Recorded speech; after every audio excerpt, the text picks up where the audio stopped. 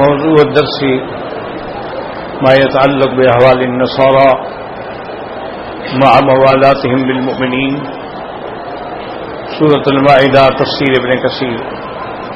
الحمد لله رب العالمين، والصلاة والسلام على أشرف الأنبياء وسيد المرسلين سيدنا محمد وعلى آله وصحابه أجمعين. اللهم صل على سيدنا محمد وعلى آل سيدنا محمد كما صليت على إبراهيم وعلى آل إبراهيم في العالمين إنك حميد مجيد. أعوذ بالله من الشيطان الرجيم. بسم الله الرحمن الرحيم.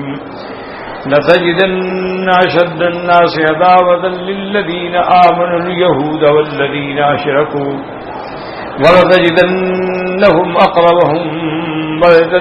أقربهم مودة للذين آمنوا الذين قالوا إنا نصارى ذلك بأن منهم قسيسين ورهبانا وأنهم لا يستكبرون. وإذا سمعوا ما أنزل إلى الرسول ترى أعينهم تفيض من الدمع مما عرفوا من الحق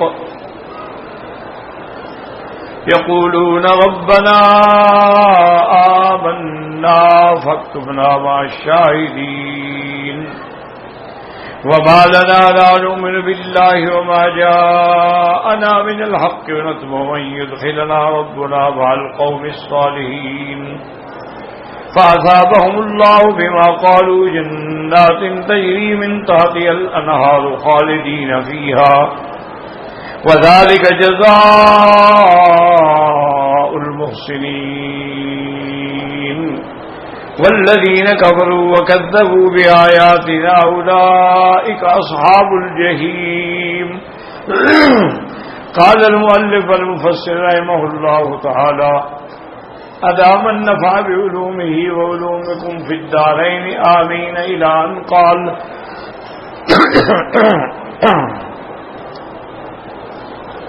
قال علي بن أبي طلحة عن ابن عباس رضي الله تعالى عنهما نزلت هذه الآيات في النجاشي وأصحابه الذين حين تلا عليهم جعفر بن أبي طالب رضي الله تعالى عنه بالحبشة القرآن يقولوا حتى أغضلوا لحاهم. وهذا القول فيه نذر لأن هذه الآية مدنية وقصة جعفر مع النجاشی قبل الہجرت الى آخرہ.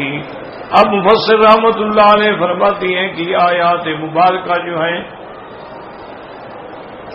یہ نازل ہوئی ہے نجاشی بادشاہ اور ان کے اصحاب جو تھے. جب حضرت جعفر ابن ابی طالب نے حبشہ کے اندر قرآن پڑھا تو ان کی روتے روتے داڑیاں بھیگ گئیں آنسوؤں سے. تو مفسر کہتے ہیں کہ اس بات پر مجھے اعتراض ہے،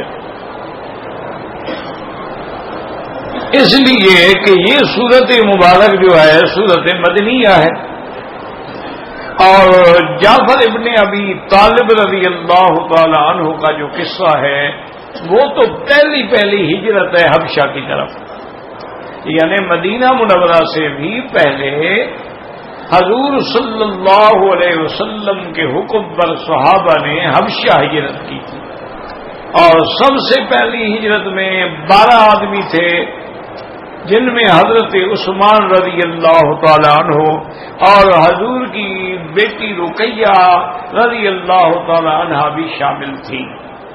اس کے بعد پھر جعفر ابن ابی طالب وفد لے کے گئے. جعفر ابن ابی طالب جو ہیں یہ حضرت علی رضی اللہ تعالی عنہ کے بھائی ہیں. یہ جب وفد لے کے گئے تو اس میں 72 آدمی شریک تھے اور یہ حبشہ میں پہنچے. وہ کہتے ہیں یہ واقعہ تو ہجرت سے مدینہ منورہ کی ہجرت سے بھی پہلے کا واقعہ ہے، اور یہ سورت مبارک جو ہے یہ مدنیہ ہے.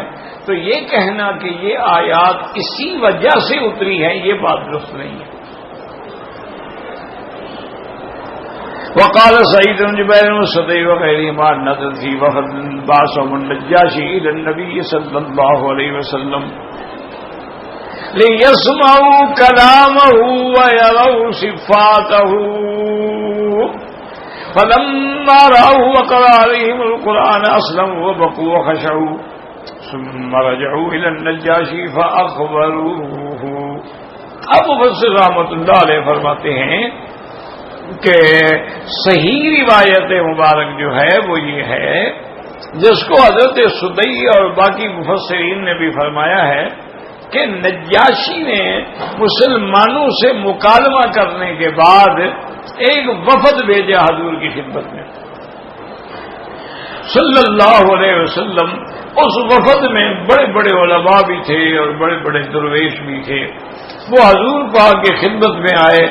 نجاشی نے اس لیے بھیجا تھا کہ وہ جا کے حضور پاک کی زیارت کریں، حضور کی صفات کے بارے میں، آپ کی سیرت کے بارے میں، آپ کی صورت کے بارے میں، آپ کے دین کے بارے میں معلومات لے کے آئیں۔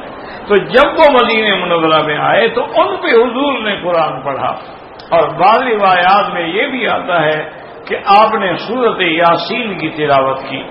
جوں جوں آپ قرآن پڑھتے گئے اور انہوں نے رونا شروع کیا، اور اس کے بعد وہ اسلام لے آئے، اور اس کے بعد انہیں اللہ کے آگے جھک گئے، اور پھر واپس آئے۔ نجاشی بادشاہ کو خبر دی کہ انہ الصادق المصدوق، کہ محمد مصطفیٰ صلی اللہ علیہ وسلم اللہ کے سچے نبی ہیں، اور آپ پر جو قرآن اترا ہے وہ اللہ کی کتاب ہے، اور اس کا کوئی دنیا مقابلہ نہیں کر سکتی۔ تو یہ بات ٹھیک ہے، کیونکہ صورت مدنی ہے، یعنی ہجرت کے بعد اتری ہے، اور یہ واقعہ جو ہے یہ بھی مدینہ منورہ کا ہے۔ تو لہذا پہلی بات یہ کہنا کہ یہ آیت جو ہے جعفر ابی طالب کے بارے میں جب انہوں نے نجاشی بادشاہ پہ قرآن پڑھا تھا تو اس وقت نازل ہوئی، بات غلط ہے۔ اور یہ بھی ہے کہ اس وقت حضرت جعفر نے جو پڑھا تھا اس کا تعلق بی بی مریم سے تھا،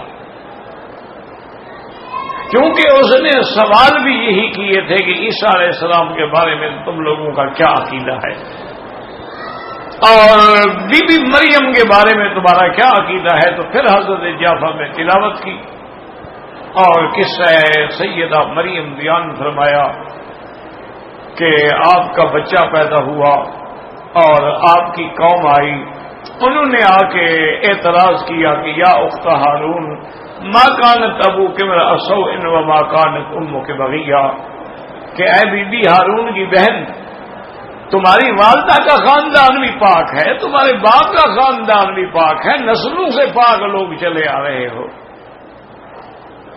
یہ تم نے کیا کیا ہے کہ بغیر خامد کے بچہ لے کے آ گئی ہو۔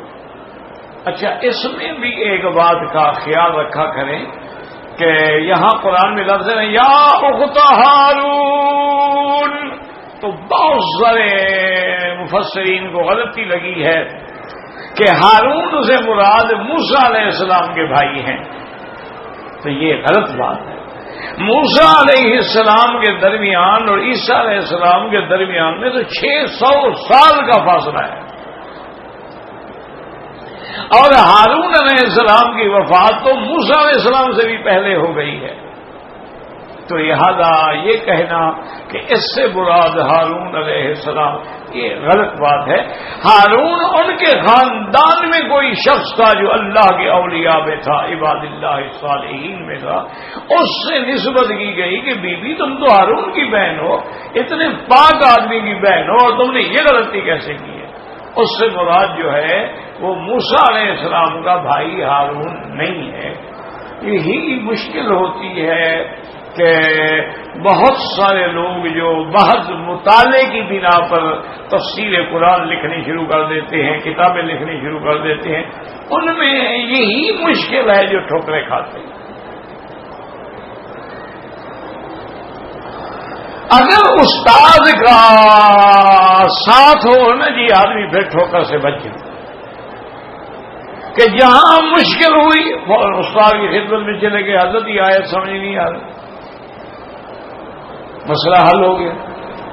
اور جہاں آدمی نے اپنا عقل لڑایا اور اس تفسیر کو دیکھو، اس کو دیکھو، اس کو دیکھو، اس کو دیکھو، اور سینکڑوں اقوال دماغ میں آئے، پزل ہو گیا۔ اس لیے لوگوں کو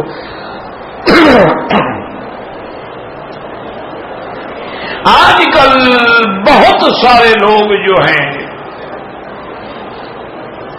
بلکہ نئے نئے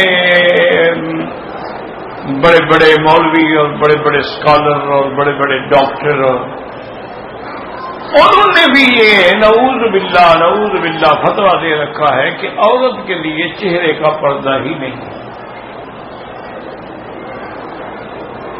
وہ کہتے ہیں کہ چہرہ دونوں ہاتھوں کی ہتھیلیاں اور دونوں قدم یعنی پاؤں اس کا جو ہے وہ پردے سے تعلق نہیں، لہذا یہ کھلا رکھ سکتے.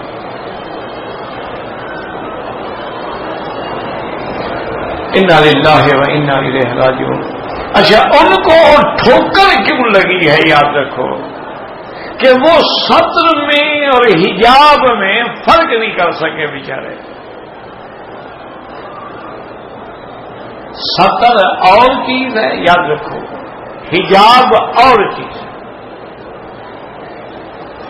اب یوں سمجھیں کہ ستر الرجل من السرۃ الی الرکبۃ، کہ مرد جو ہے اس کا ستر ہوتا ہے ناف سے لے کر گھٹنے تک. ناف بھی چھپی ہوئی ہو، گھٹنے بھی چھپے ہوئے، یہ ستر ہے. یعنی اگر ناف سے لے کر گھٹنے تک کوئی جگہ تھوڑی سی بھی کھلی ہوئی ہے تو نہ نماز ہوگی نہ کچھ ہوگا. مسئلہ سمجھیں.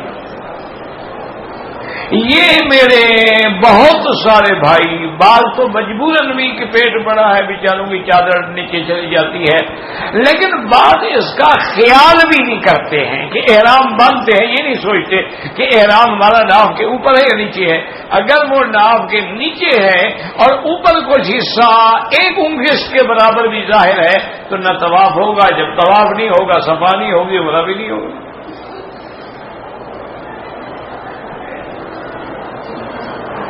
کوئی فکر ہی نہیں. تو یہ ہے ستر. مسئلہ سمجھو. اور عورت کا ستر کیا ہے؟ سر سے لے کر پاؤں تک.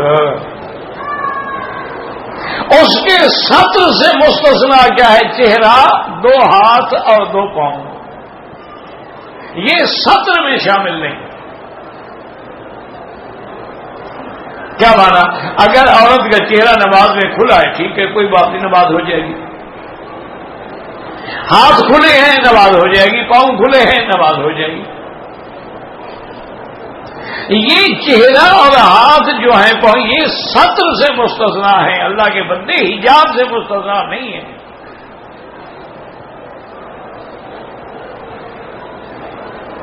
اسی طرح یاد رکھیں کہ حجاب جو ہے اس کے تو مراحل ہی الگ ہیں. سب سے پہلے تو حجاب کا جو ہے وہ یہ ہے کہ وقرن فی بیوتکن، عورت کو گھر میں رہے، گھر کی چار دیواری کا پردہ ہو اور بغیر ضرورت کے مجبوری کے باہر نہ جائے. اور اسی طرح حکم ہے کہ اگر تم نے کوئی چیز مانگنی ہے یا مثلا کسی نے مسئلہ پوچھنا ہے کسی عورت سے، اذا سألتموهن فاسألوهن من وراء حجاب. یہ ہے حجاب کہ درمیان میں پردہ ہو اور پردے کی اس طرف ہو، پھر پوچھو. اسی طرح اللہ نے قرآن میں واضح فرما دیا. اللہ نے قرآن میں فرمایا کہ یا ایھا النبی قل لازواجک وبناتک ونساء المؤمنین یدنین علیہن من جلابیبہن. میرے محبوب اپنی بیویوں کو، اپنی بیٹیوں کو اور مسلمانوں کی عورتوں کو کہہ دو کہ اگر وہ باہر نکلیں تو ایک بڑی چادر لے لیں اور سر کے اوپر سے چادر کو کھینچ لیں، گھونگھٹ بنا لیں، ان کا چہرہ چھپا رہے. یہ ہے حجاب. کہ وہ حجاب کا مقصد یہ ہے کہ آدمی فتنے سے بچے، اور فتنہ تو ہوتا ہی چہرے میں ہے. سب سے بڑی فتنے کی جگہ تو چہرہ ہے. دیکھا نہیں لوگوں نے کتنی آنکھوں پر شاعری کی ہے, غزالی آنکھیں, اور بھوم پر کہ جی اس کے مژگاں ایسے تھے جیسے تلوار ہوتی ہے, اس کا ناک ایسے تھا پتلا سا, اس کے ہونٹ ایسے گلابی اور پتلے سے ہونٹ تھے, اس کے بال ایسے تھے, اس کے کان ایسے. یہ ساری جو شہوت کو ابھارنے والی چیزیں ہیں, فتنے میں ڈالنے والی چیزیں, وہ چہرہ تو ہے. آنکھوں کو دیکھ کے پھنسے گا نا. اسی لیے عرب کا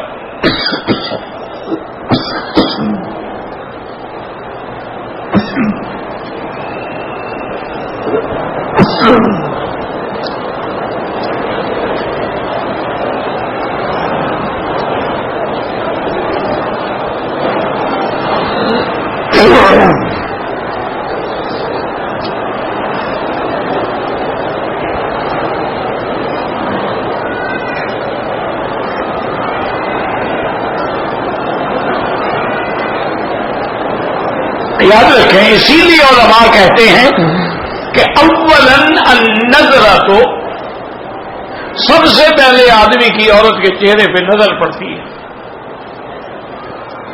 ثم الخطرہ, تو پھر دل میں شیطان خیال ڈالتا ہے کہ یار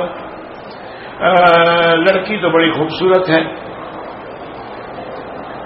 ثم الخطوہ, تو پھر آدمی قدم اٹھاتا ہے, یار قریب جا کے تو دیکھوں. ثم الخطیہ, تو پھر جب قریب آتا ہے تو پھر گناہ ہو گیا. تو سب سے بڑا فتنہ تو چہرہ ہے.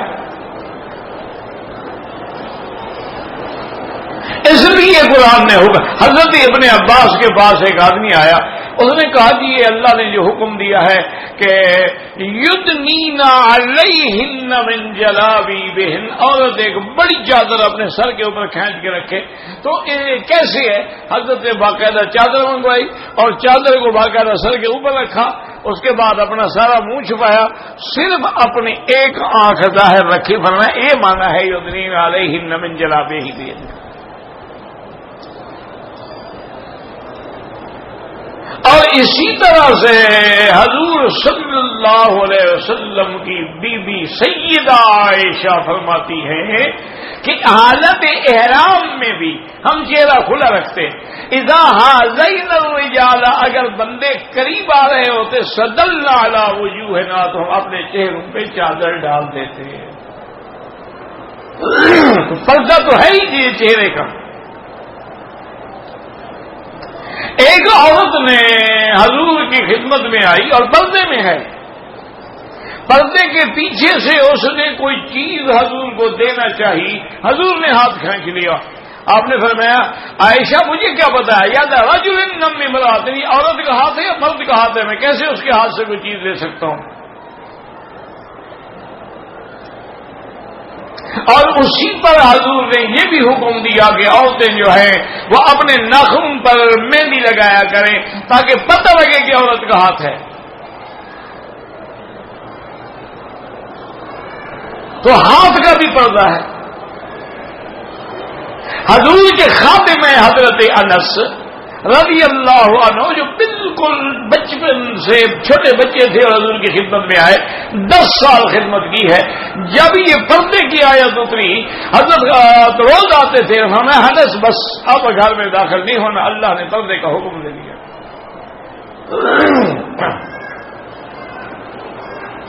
اچھا, اسی سے اندازہ لگائیں کہ اس سے بڑا مشکل وقت کوئی ہوگا کہ جب میرے مدنی سرکار رحمت دو عالم کی وفات ہو گئی.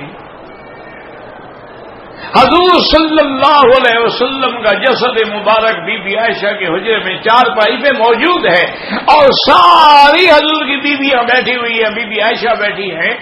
داخل ابی بکر, حضرت ابو بکر آئے تو بیویاں کہتی ہم سب نے اپنے چہروں پہ کپڑا ڈال لیا ماں سوائے عائشہ کے, اس کا تو باپ تھا.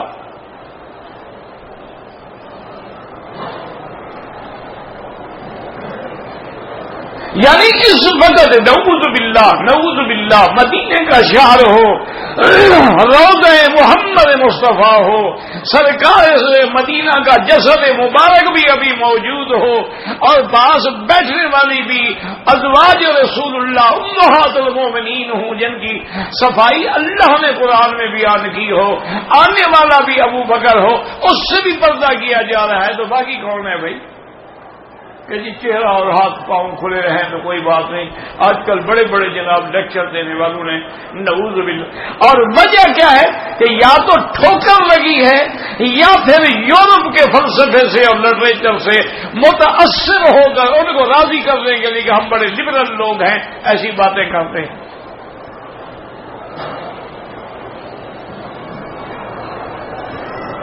اسی طرح ایک بی بی تھی جن کا نام تھا ام خلاد، اس کا بالکل نوجوان بیٹا جو ہے وہ شہید ہو گیا احد میں۔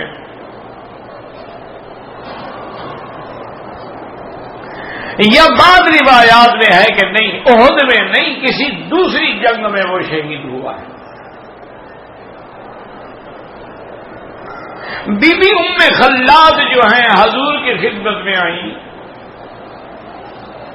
اور چہرے میں پردہ ڈالا ہوا تھا، تو ایک بی بی نے یا ایک صحابی نے یہ بھی کہا کہ بی بی اس مصیبت کے وقت میں کہ جب تیرا بیٹا جوان شہید ہو گیا ہے، اس وقت تو ماں کو ہوش بھی نہیں ہوتی ہے، اور تم اس وقت بھی پردہ کر کے کھڑی ہو۔ تو نے فرمایا احب ان ارضا ابنی ولا ارضا حیائی، کہ میں یہ تو برداشت کر سکتی ہوں کہ بیٹے کی قربانی دوں، لیکن اپنی عزت اور حیا کی قربانی میں نہیں دے سکتی۔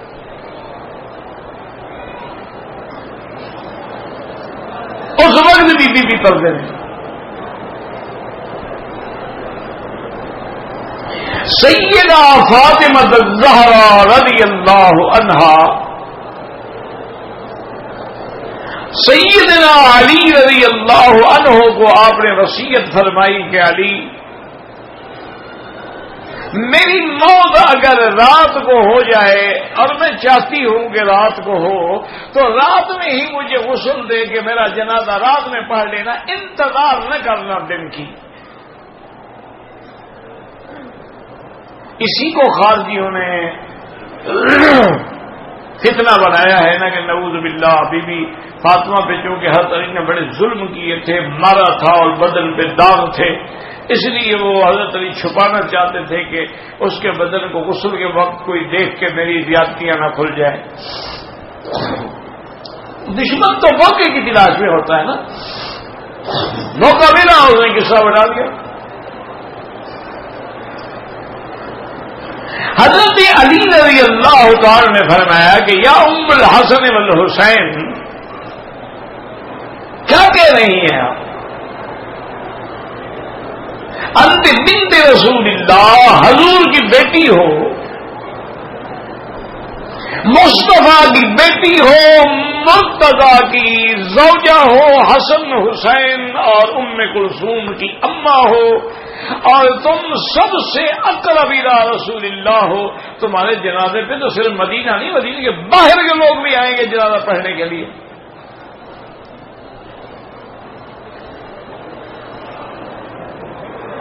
تو اس لیے اگر ایسا ہو تو دن کو رکھیں گے ہم جنازہ، تاکہ لوگ شریک ہوں۔ تو بی بی فاطمہ الزہرا نے فرمایا کہ علی، الحمدللہ الحمدللہ، زندگی میں میرے چہرے پر بھی کسی کی نظر نہیں پڑی، میری تمنا یہ ہے کہ میری موت کے بعد میری لاش پہ بھی اور میری باڈی پر بھی کسی کی نظر نہ پڑے۔ اور آج بی فاطمہ کو ماننے والیاں جو ہیں، دیکھا ہے نا آپ نے ماشاءاللہ محرم میں سینہ نکال کے کھڑی ہوتی ہیں اور مار مار کے بتاتی ہیں کہ یہاں دیکھو یہاں دیکھو۔ انا للہ و انا الیہ راجعون ولا نقول الا لا حول ولا قوت الا، یہی میں بتلا رہا۔ اب دیکھیں کتنے بڑے لوگ ہیں، غلطی ہو گئی کہ یہ آیت کب اتری ہے، ان کو دھوکہ لگ گیا۔ قصہ آ گیا تھا نا کہ نصارہ نے قرآن سنا اور رو پڑے، نجاشی بھی قرآن سنا تو رو پڑے، ان کو دکھ لگ گیا، یہ ہوئی قصہ ہے۔ اب یہ عالم کا کام تھا، اس نے تحقیق کر کے بتایا کہ اللہ کے بندے، جعفر نے تو ہجرت میں قرآن پڑھا تھا حبشے میں، یہ آیت تو نازل ہی مدینے میں ہوئی ہے، وہاں کیسے یہ قصہ پیش آ گیا؟ تو یہ عالم کا کام ہوتا ہے، وہ دونوں میں فرق نکالتا ہے، دیکھتا ہے کہ بھائی یہ بات جو کہی ہے یہ ٹھیک۔ انہوں نے کہا نہیں، اصل واقعہ یہ نہیں، اصل واقعہ یہ ہے کہ وفد بھیجا تھا نجاشی بادشاہ نے، فقرأ علیہم القرآن، ان پہ قرآن محمد مصطفیٰ نے پڑھا تھا، اور اس کا اندازہ آپ کر سکتے ہیں کہ قرآن اللہ کا ہو اور زبان محمد مصطفیٰ کی ہو، اور شہر مدینہ منورہ کا ہو، مقام مسجد نبوی ہو، تو پھر کیسے اثر نہ ہو، کیسے تاثیر نہ ہو؟ تو جب حضور نے قرآن پڑھا، اور دوسری روایت میں کہ سورۃ یاسین تلاوت کی، تو وہ سارے وہ بڑے مسلمان ہوئے، انہوں نے جا کے نجاشی کو خبر دی، اور نجاشی بھی مسلمان ہو گیا، حبشے کا بادشاہ جو تھا وہ بھی مسلمان ہو گیا، اور اس کو موت بھی اسلام پہ آئی۔ اسی لیے میں نے یہ ساری عید تمہید عرض کی کہ لوگوں کو جیسے ان کو دکھ لگ گیا، یا ضد ہے، یا یورپ کو خوش کر رہے ہیں کہ عورت کے چہرے کا پردہ ہی نہیں، بھائی چہرے کا پردہ نہیں، پاؤں کا پردہ ہوتا ہے۔ اچھا پھر ایسے بے وقوف ہیں، کیا کہے آدمی؟ دلیل کیا دے رہے ہیں جی؟ عمرے میں چہرہ کھلا ہوتا ہے کہ نہیں؟ بھائی عمرے میں چہرہ کھلا ہوگا، اس کا مطلب ہے اس کے بغیر تو بند ہونا، یہ تو الٹا پردے کی دلیل ہے، نہیں سمجھ آئی بات؟ بھائی اگر پہلے سے کھلا ہوا ہے پھر کیا کھولنا ہے آپ نے؟ جو بند ہوگا اسی کو کھولو گے نا، کہ ہمیشہ پردہ ہو، صرف احرام کی حالت میں چلو جی چہرہ کھلا ہو، اس کا مطلب ہے اس کے علاوہ تو کھلا نہ ہونا، پردہ تو مانو پہلے۔ اب اس کے بارے میں بھی بی بی عائشہ نے سمجھا دیا کہ اگر غیر محرم قریب آتے تھے سدلنا علی وجوہنا، ہم اپنے چہروں پہ کپڑا ڈال دیتے تھے، وہ بھی حل ہو گیا مسئلہ۔ لیکن اب ضد کا تو کوئی علاج نہیں نا دنیا میں، اللہ تبارک و تعالی ہدایت عطا فرمائے۔ کہتے ہیں کہ قال صلیفہ حاجر النجاشی فمات بالطریق۔ اب دیکھیں یہ بھی غلطی ہے کہ انہوں نے کہا کہ نجاشی نے پھر ہجرت کی حضور کی خدمت میں آنے کے لیے، لیکن راستے میں فوت ہو گیا، یہ بھی غلط بات ہے۔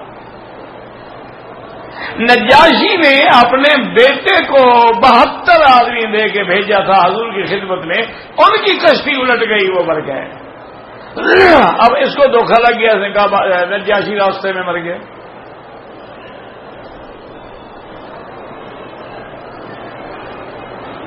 اسی لیے مفسر نے آگے لکھ دیا وَهَذَا مِنْ انْفِرَادِ السُّدَيْ، یہ بات صرف سدئی نے کی اور کسی نے نہیں کی۔ فَإِنَّ النَّجَّاشِي مَاتَ وَهُوَ مَلِكَ الْحَبْشَةِ، حالانکہ حقیقت یہ ہے کہ نجاشی کو حبشے میں موت آئی ہے، اور اس وقت بھی وہ بادشاہ تھا۔ وَصَلَّى عَلَيْهِ النَّبِيُّ صَلَّى اللَّهُ عَلَيْهِ وَسَلَّمَ يَوْمَ مَاتَ، اور جس دن اس کی موت آئی ہے حضور پاک نے اس کا غائبانہ جنازہ بھی پڑھا ہے۔ وَأَخْبَرَ بِهِ أَصْحَابَهُ، اور اپنے صحابہ کو خبر بھی دی۔ وَأَخْبَرَ أَنَّهُ مَاتَ بِأَرْضِ الْحَبْشَةِ، اور یہ بھی بتایا ہے کہ نجاشی حبشے کے بادشاہ کو موت حبشے میں آ گئی ہے۔ ثم اختلف في عدة هذا الوفد فقيل 12، سبعۃ کساکسۃ وخمسۃ رہابین وقیل بالعکس وقیل بخمسون وقیل بظن ستون وقیل سبعون رجلا. اب مفسر فرماتے ہیں اختلاف یہ ہے کہ جو وفد آیا تھا حضور کی خدمت میں وہ کتنے بندے تھے. بعض کہتے ہیں کہ 12 آدمی تھے جن میں سے 7 عالم تھے اور 5 جو تھے وہ درویش تھے. اور بعض نے کہا کہ نہیں 7 درویش تھے اور 5 عالم تھے. بعض نے کہا وہ 50 آدمی تھے. بعض نے کہا کہ نہیں 60 اور کچھ تھے. اور بعض نے کہا کہ وہ 70 آدمی تھے جو حضور کی خدمت میں آئے تھے. واللہ عالم. وقال عطاء بن ابی امام قوم اهل الحبشة اسلموا حين قدم عليهم مهاجرة الحبشة من المسلمين. وقال قوم الذين عيسى بن مريم فلما راوا المسلمين وسمعوا القرآن سمعوا والله واختار ابن جرير ان هذه الآيات نزلت في صفة اقوام بهذه المثابة سواء كانوا من الحبشة او غيرها. اب مفسر رحمۃ اللہ علیہ فرماتی ہیں اس میں کوئی شک نہیں کہ یہ حبشہ کے لوگ تھے. یہ اسلام لے آئے جب حضور کے صحابہ ہجرت کر کے حبشے میں آئے. ان لوگوں نے جب ان کو دیکھا اور وہ دین عیسیٰ علیہ السلام پہ تھے, ان نے قرآن سنا تو فوراً اسلام لے آئے. ذرا سی بھی دیر نہیں ڈالی. حضرت ابن جی فرماتی ہیں کہ یہ آیات جو ہیں اسی قوم کی صفت کے اندر اتری ہیں. سواء کانوا من الحبشۃ او غیرها, چاہے وہ حبشہ سے ہوں یا کوئی اور ہوں, اگر اللہ کا قرآن سن کے اللہ کے قرآن پر ایمان لے آئیں گے تو اللہ ان کو یہ درجات عطا فرمائیں گے. تو اس لیے ہمیشہ یاد رکھا کریں کہ کوئی بھی مسئلہ ہو عالم کے بغیر نہ پوچھا کریں.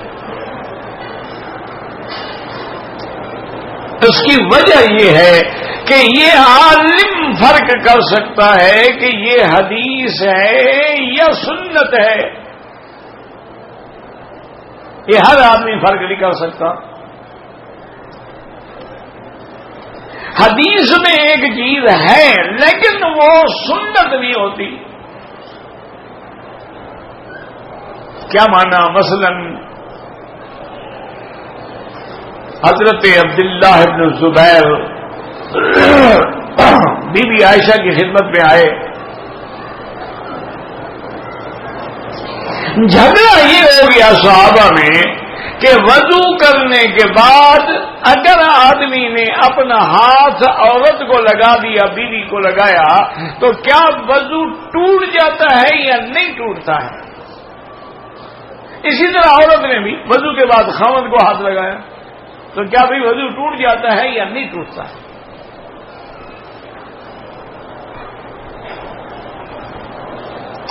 بعض صحابہ فرماتے تھے کہ ٹوٹ جاتا ہے. اسی لیے آج بھی علماء اہل حدیث جماعت جو ہے ان کے نزدیک بھی عورت کے ہاتھ لگانے سے وضو کے بعد وضو ٹوٹ جاتا ہے. اچھا, یہی وجہ ہے کہ امام شافعی رحمۃ اللہ علیہ کے نزدیک بھی عورت کا اگر وضو کے بعد کسی مرد کو ہاتھ لگ جائے وضو ٹوٹ جاتا ہے. اس لیے آپ دیکھیں نا جتنی ہماری انڈونیشیا سے بیٹیاں اور بہنیں آتی ہیں سب نے جرابیں اور ہاتھوں پہ دستانے اور ہاتھوں پہ کپڑے لپٹے ہوتے ہیں کیونکہ ان کے مسلک میں اگر غلطی سے بھی ہاتھ لگ گیا وضو ٹوٹ گیا.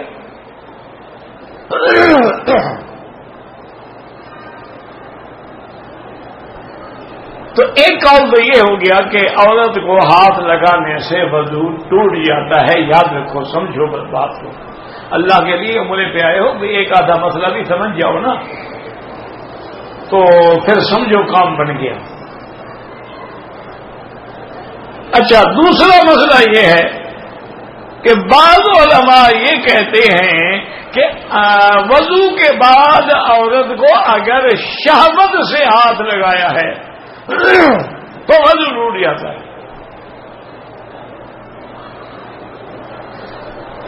اگر شہوت سے ہاتھ نہیں لگایا, ویسے بیوی تھی اس کا چاہیے مجھے دے دو, یہ چیز دے دو, یہ چیز دو, تو ہاتھ لگ گیا تو کہتے ہیں وہ وضو نہیں ٹوٹا. یہ دو قول ہو گئے. دیکھو پہلے لوگوں میں کتنا احساس ہوتا تھا, کوئی لڑائی نہیں ہوتی تھی, کوئی طنز بغض نہیں ہوتا تھا. مجھے یاد ہے ہم چھوٹے تھے تو والد صاحب ساری زندگی پگڑی باندھتے تھے. اچھا افسوس یہ مجھے پگڑی باندھنا نہیں آتا. میں نے بڑی کوشش کی ہے لیکن بس بدقسمتی ہے. والد صاحب نے ساری زندگی پگڑی باندھی اور بڑی خوبصورت پگڑی باندھتے تھے. پگڑی باندھنا بھی تو فن ہے نا, ہر آدمی نہیں باندھ سکتا. اچھا ہمارے صاحب جب وضو کرتے نا جی تو پگڑی جو تھی نا چار پائی کے کسی پائے کے اوپر رکھتے تھے. وضو چوکی پہ بیٹھ کے کرتے تھے, فارغ ہوتے تو اٹھا کے سر پہ رکھ کے چلے جاتے مسجد میں. تو کبھی کبھی ہماری والدہ بیچاری دوڑتی کہ میں پگڑی اٹھا کے دے دوں, حضرت کو تکلیف نہ, ہاتھ نہ لگانا. میرے پیچھے ایک اہل حدیث مولوی ہے جو نماز پڑھتا ہے, اس بیچارے کی نماز خراب نہ ہو جائے. یہ رعایت ہوتی تھی علماء کی. ایک آدمی تھا ہماری پوری اس علاقے میں مولوی رحمت اللہ, مجھے نام بھی یاد ہے اس بیچارے کا, اللہ اس کی قبر پہ رحمت کرے. نیک آدمی تھا, بڑا فقیر آدمی تھا, مہاجر تھا, کرنال کے علاقے کا مہاجر تھا. تو اہل حدیث تھے. تو فرمایا اس کے نزدیک تو وضو ٹوٹ جاتا ہے نا, پھر اس کے نزدیک میری نماز تو نہ ہوئی نا, اس کی نماز تو نہ ہوئی, تو لہذا میں کیوں نہ احتیاط کروں مسئلے میں تاکہ کسی کی نماز خراب نہ ہو. تو جی بھائی اور جی سب ننگے نماز ہو جاتی ہے. بھائی حضور پاک نے تو کبھی نہیں پڑھائی. ہم بھی کہتے ہیں ہو جاتی ہے, نہیں ہے کپڑا, مجبوری ہے, کوئی بات نہیں, ہو جاتی ہے. لیکن یہ تو نہیں ہے کہ خام خواہ ابداً کپڑا سر پہ نہ پہنو, یا ہمیشہ سر ننگے رہو چونکہ عادت ہے اور آج کل کا فیشن ہے. تو بہرحال اب دیکھیں دو مسئلے ہو گئے. ایک یہ ہے کہ ہاتھ لگنے سے وضو ٹوٹ جاتا ہے, ایک یہ ہے کہ شہوت سے ہاتھ لگے تو وضو ٹوٹ جاتا ہے, بغیر شہوت کے لگے تو وضو نہیں ٹوٹتا ہے. اور تیسرا قول امام ابو حنیفہ کا فرماتے ہیں وضو نہیں ٹوٹتا ہے.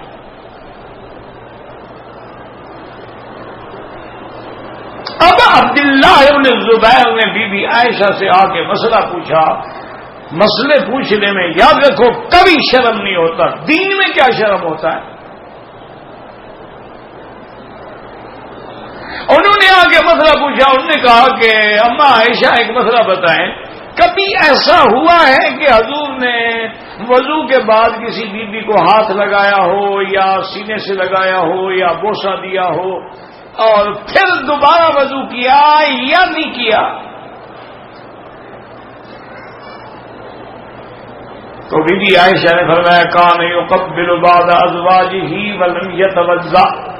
بی بی عائشہ نے فرمایا کہ حضور کبھی کبھی اپنی کسی بیوی کو بوسہ دیتے تھے وضو کے بعد, لیکن اس کے بعد دوبارہ وضو نہیں کرتے تھے اور مسجد چلے جاتے تھے. لہذا مسئلہ ثابت ہو گیا, وضو نہیں ٹوٹتا. اچھا عبداللہ بن زبیر بھی ہنس پڑے. انہوں نے کہا اما عائشہ, اور آپ نے کہا نا کسی بیوی کو, تم ہی ہوگی اور کون سی بیوی ہوگی؟ فضاحکت عائشہ, بی بی عائشہ ہنس پڑی. بھانجے تھے ان کے, یہ کوئی غیر آدمی نہیں تھے, بہن کے بیٹے تھے اور چھوٹے تھے.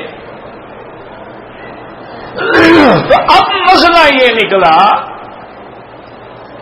کہ آدمی نے وضو کے بعد اگر بیوی کو ہاتھ لگایا ہے یا بوسہ دیا ہے تو وضو نہیں ٹوٹتا. لیکن ایک بات یاد رکھو, اگر اس وضو ٹوٹنے میں حضرت کا وضو پہلے ہی کچا ہے, مزی آ گئی یا سفید قطرے گر گئے, پھر وضو ٹوٹ جائے گا.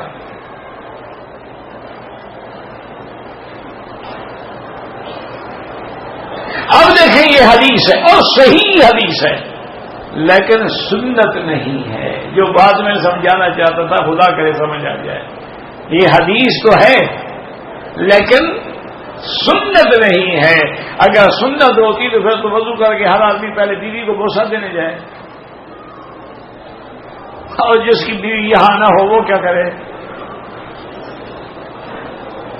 تو لہذا سنت نہیں ہے، حدیث مصطفیٰ ہے کہ اگر ایسا واقعہ کبھی ہو جائے، چونکہ دین محمد مصطفیٰ قیامت تک کے لیے ہے، اس لیے حضور نے ہر مسئلہ سمجھا دیا۔ اللہ تبارک و تعالی آپ کو بھی اور ہمیں بھی دین پہ قائم رکھے، اور دعا کریں اللہ مسلمانوں کی جس ملک میں ہیں ان کی جان، مال، آبرو، عزت کی حفاظت کرے۔ آج کل بہت مشکل ہے، اور خاص طور پہ کسی غریب کی بچی تو خوبصورت ہی نہ ہو، اچھا ہے۔ اگر کسی ہاری کی، کسی مزدور کی، کسی موچی کی، کسی لوہار کی، کسی غریب بندے کی بیٹی خوبصورت ہو، بس وہ ظلم کا شکار ہو جائے، یا بے غیرت بن جائے، یا مر جائے، یا نکل جائے تو کہا جائے آگے بھی تو بھیڑیے بیٹھے ہیں نا، کہاں جائے۔ انا للہ و انا الیہ راجعون۔ کہتے تھے کہ پاکستان میں کپورے استعمال کیے جاتے ہیں جانوروں کے، تو بعض علماء نے اس کو مکروہ کہا ہے، حرام نہیں کہا۔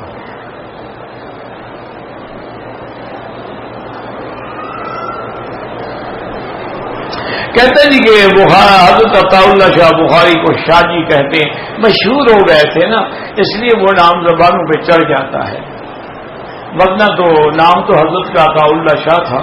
اچھا، خدا کی قدرت ہے کہ سب بیٹوں کا نام بھی اسی ترتیب سے رکھا تھا، عطا المنعم، عطا المحسن، عطا المؤمن، عطا المہیمن، اور فرماتے تھے انا ابو العطایا۔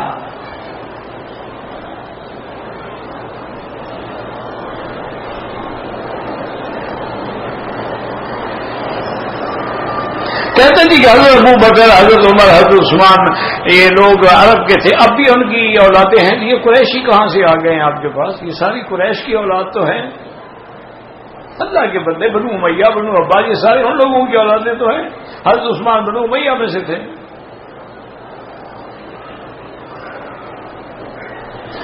مکے کے جو قبیلے حضور کے زمانے میں تھے، قریش تھے، بنو ہاشم تھے، قصی تھے، کلاب تھے، بنو سعد تھے، یہ سارے اب بھی موجود ہیں۔ یہ کس نے کہا ہے آپ کو کہ نہیں؟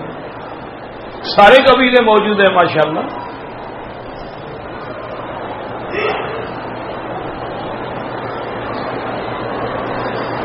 کہتے ہیں جی کہ نماز ظہر میں اور نماز عصر میں امام نماز قرات سری کرتا ہے، لیکن فجر میں، مغرب میں، عشاء میں قرات جہری کرتا ہے۔ اس کا کیا فلسفہ ہے؟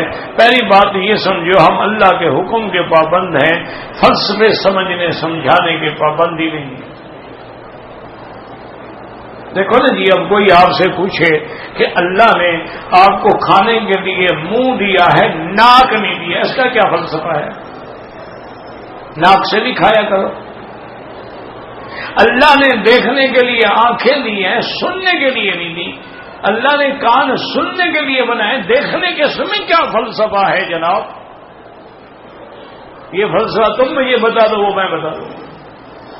ایسے بیٹھے بیٹھے چھیڑنا ہوتا ہے نا، سوال نہیں مقصد۔ مقصد یہ ہے کہ انہ یعلم الجہر وما یخفی۔ اللہ نے کچھ نمازیں جاری رکھی، کچھ سری رکھی، تاکہ اس کے بندوں کو پتہ چل جائے کہ تم زور سے پڑھو تو میں جانتا ہوں، اور آہستہ پڑھو تو میں جانتا ہوں۔ اسی طرح قریش مکہ میں سے لوگ کافر تھے، ابھی اسلام نہیں لے آئے تھے، کعبۃ اللہ کے طواف کے بعد مقام ملتزم پہ کھڑے تھے۔ ایک نے دوسرے سے پوچھا، اللہ تعالی یہاں جو ہم بات کریں گے سنتا ہے کہ نہیں؟ اس نے کہا قریب ہوں تو سنتا ہے، لیکن دور ہوں تو نہیں سنتا۔ اللہ نے فرما دیا انہ هو السمیع العلیم۔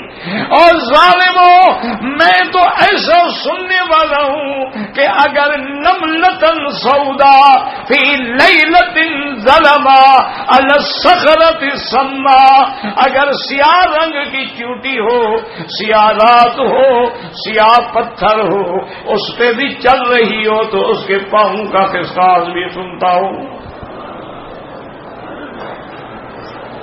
اس لیے اللہ نے فرمایا کہ نمازیں سری بھی رکھو اور جہری بھی رکھو، تاکہ کوئی جہری ہو تو کہیں گے ہاں زور سے پڑھو تو اللہ سنتا ہے، ایسا نہیں سنتا۔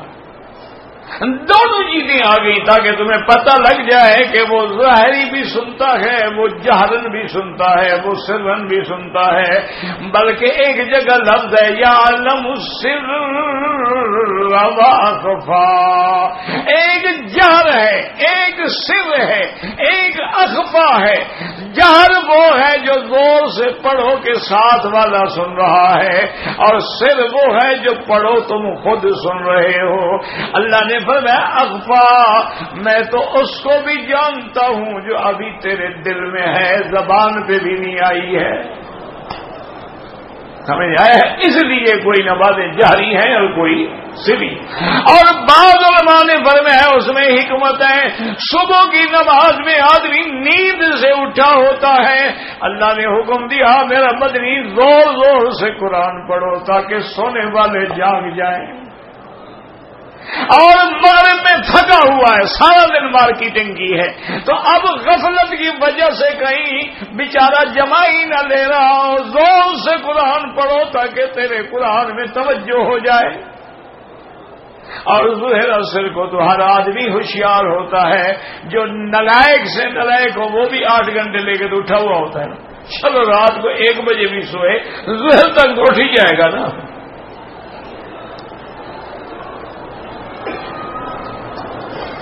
اللہ اللہ اللہ۔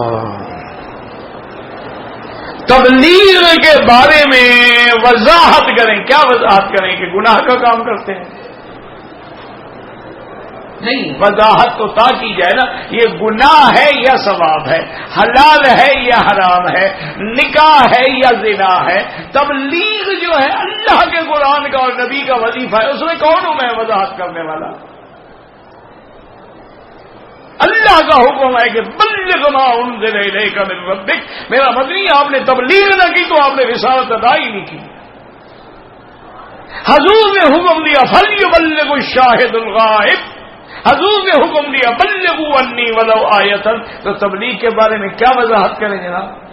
باقی آپ کو شبہ ہے، آپ ان کے ساتھ 3 دن 7 دن لگا کے دیکھ لیں، اگر وہ چوری ڈاکہ بدماشی سکھاتے ہوں تو چھوڑ دیں، اچھائی سکھاتے ہوں تو لگے رہیں، تجربہ کر دو نا۔ ہمارے پاس ایک حکیم تھے، بہت بڑے عالم تھے، میرے والد صاحب کے شاگرد تھے۔ اچھا خدا کی شان دیکھو، دونوں بھائی دونوں عالم تھے، اور ایک علم حکمت کرتے تھے۔ ہمارے بالکل مسجد کے سامنے دکان تھی اور ساتھ ہی قبرستان تھا، بہت بڑا اپی ہے۔ تو ایک آدمی آیا تو اس نے دوائی دی، نسخہ لکھوایا اور کہتا ہے حکیم صاحب کچھ اپنے تجربے کے بارے میں بھی بتائیں، کتنا عرصہ ہو گیا آپ کو طب کرتے ہوئے، آپ کا کوئی تجربہ؟ فرمانے لگے بھائی یہ قبرستان جو دیکھ رہے اس سے بعد بھی تجربہ پوچھنے کی ضرورت ہے، یہ سارے میرے نسخے سے بنے ہوئے ہیں۔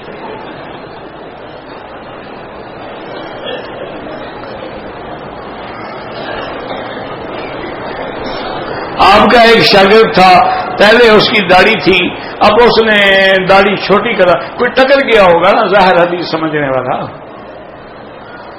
کہ داڑھی بڑھاؤ، بڑھانے کی قید کوئی نہیں، چاہے اتنی ہو اتنی ہو اتنی ہو اتنی ہو، کوئی نئی حدیث سمجھنے والا اس کو ٹکر گیا ہوگا نا۔ انا للہ و انا، میرا بھائی حکم ہے بڑھاؤ۔ اب مسئلہ تھا کہ حضور نے یہ نہیں فرمایا کہ 4 انگل بڑھاؤ، 6 انگل بڑھاؤ، 8 انگل بڑھاؤ، تو اب اس کو کیسے سمجھیں گے؟ ادھر حکم ہے بڑھاؤ، اور اب دیکھیں گے کہ حضور کی داڑھی کتنا تھی، حضور کی داڑھی سینے تک تھی، تو مسئلہ سمجھ آ گیا کتنا بڑھاؤ۔ اسی کو فقہا نے کہا کہ 1 مشت ہونی چاہیے کم از کم۔ سجدے اور تسبیح رکوع میں کتنی بار تسبیح پڑھیں تمہاری ہمت ہے، اگر نفل نماز ہے تو 100 دفعہ پڑھو، ورنہ 3 دفعہ پڑھو، 7 دفعہ پڑھو، 9 دفعہ پڑھو، 11 دفعہ پڑھو۔ نماز میں برے خیالات کیوں آتے ہیں؟ کیونکہ تمہارے دل میں ایمان ہے، شیطان اسی لیے وسوسے ڈالتا ہے۔ اگر کافر ہو کبھی وسوسہ نہیں ڈالے گا۔ آتے ہیں آنے دو، تمہیں کیا جب اللہ نے معاف کر دیا ہے۔ مزدوروں کو تصویر کھینچ کے اوپر کے افسر کو دینا پڑتا ہے، قانون ہے۔ قانون ہے تو جس نے بنایا ہے وہی گناہگار ہے، تم گناہگار نہیں ہو۔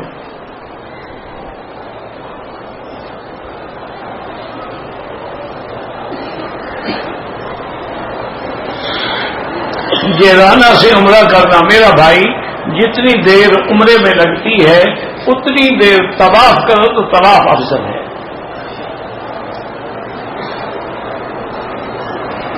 اگر ہم جدے میں جائیں وہاں سے واپسی پہ احرام باندھنا ضروری نہیں ہے، باندھ لو تو مفت میں عمرہ مل جائے گا۔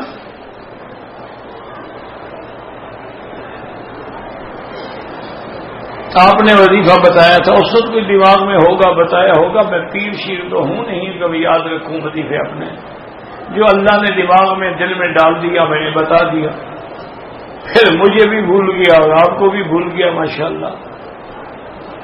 اچھا ویسے بھی ایک بات یاد رکھو، جو اللہ بات نہ رکھنا چاہے نہ بھلا دیتے ہیں۔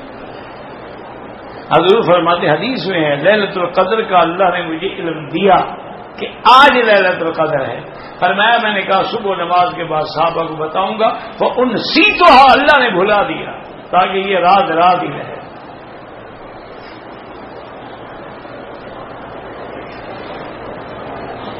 کہتا ہے جی کہ موبائل پر نکاح نہیں ہوتا تو طلاق کیسے ہو جاتی؟ ہاں بڑا مشکل ہو گیا۔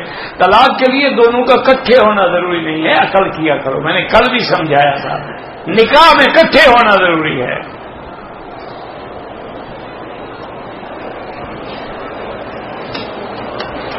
اصل اس نے موبائل پہ طلاق دی ہوگی، اس کو اپنا مسئلہ پڑا ہوا ہے، ہو گئی جناب، پکا کام ہو گیا۔ 3 ہے تو بالکل پکا ہو گیا، مستقل سیٹ خالی ہو گئی۔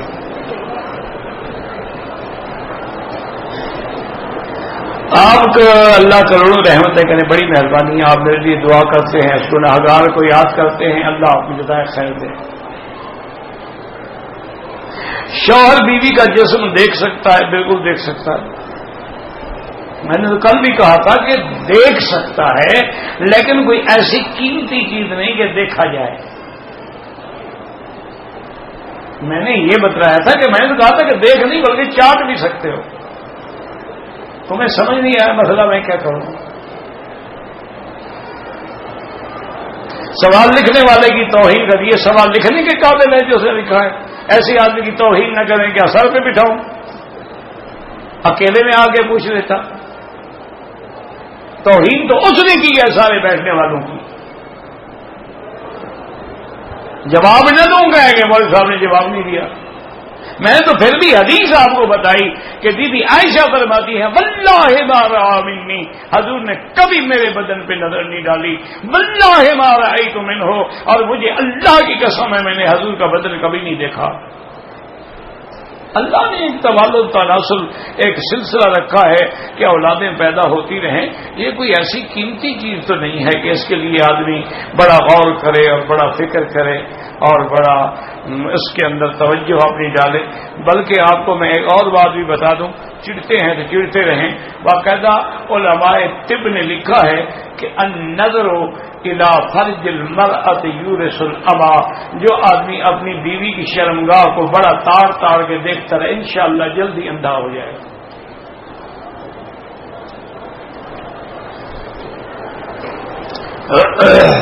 بھائی بھائی کا وراثت جائیداد زبردستی حق مار جائے تو قیامت میں دے گا، مار جائے بھئی، یہاں دنیا میں زبردستی چلتی ہے، قیامت میں تو نہیں چلے گی نا۔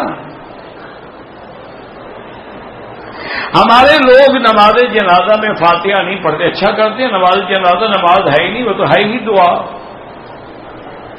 نماز ہوتی تو رکوع سجود نہ ہوتا۔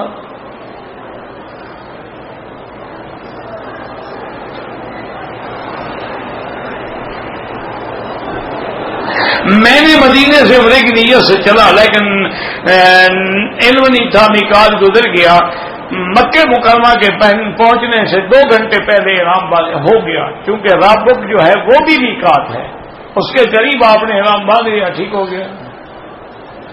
نیت تو آپ کی تھی نا، مدینے سے تھی۔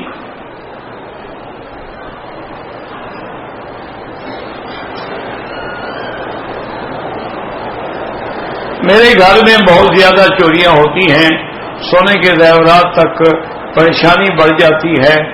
میرے بیٹی گزارش یہ ہے کہ ایسے حالات میں ایک تو گھر میں باقاعدہ کوئی تجوری رکھ لو، کوئی سیف رکھ لو، زیور پیسہ ہر چیز اس لاکر میں محفوظ ہو، انشاءاللہ پھر چوری نہیں ہوگی۔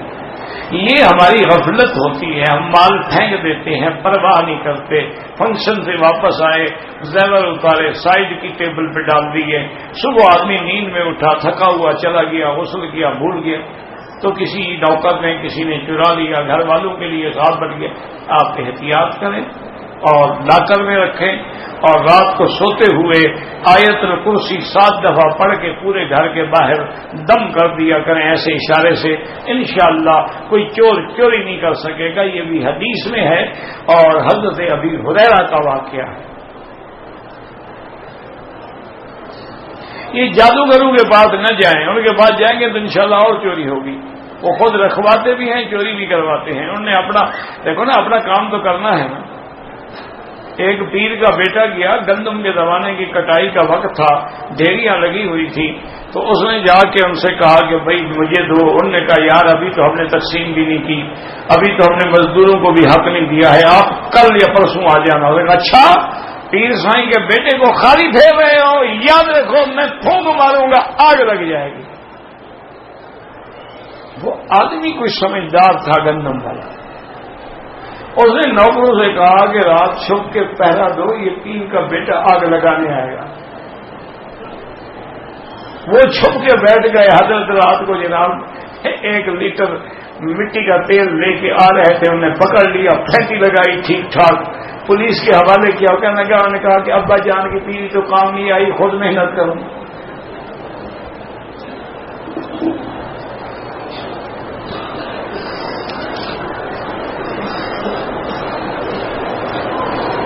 ایک عورت کے 8 بچے ہیں، اس کا خامد مر گیا ہے، اس کے بھائی شادی کر سکتے، اگر وہ شادی کی خواہش مند ہے بالکل کر سکتے ہیں، زبردستی نہیں ہے، لیکن اگر اس کی جوانی ہے، ہمت ہے، طاقت ہے، خواہش ہے تو شادی کرنی چاہیے، نہ کرنا خطرہ ہے۔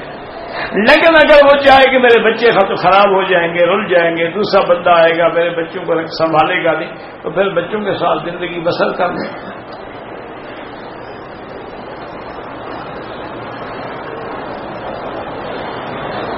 عورت اگر حیض میں ہے بیت اللہ نہ جائے، باقی میں آپ کا بیان کیسے، میرا بیان کیسے سن سکتی؟ اندر آئے گی تو سنے گی نا، وہ تو حرم میں داخل ہی نہیں ہو سکتی نا بھائی، وہ تو گیٹ کے باہر جو میدان ہے وہاں بیٹھی رہے۔ عمرہ والد والدہ کے لیے، دونوں کے لیے ایک نہیں، دونوں کے لیے الگ الگ عمرہ ہوگا، والد کا الگ والدہ کا الگ۔ جو لوگ ہمارے عزیز فوت ہو گئے ان کے لیے نفل پڑھ کے بالکل دعا کریں۔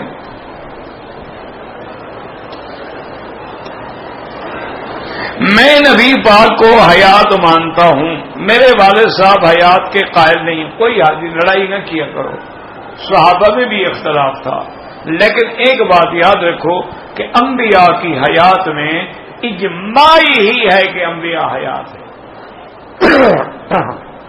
کچھ لوگ ہیں جو مخالفت کرتے ہیں۔ رکن یمانی پہ حضور نے ہاتھ لگا، اس سے بڑی اہمیت کیا ہو سکتی ہے؟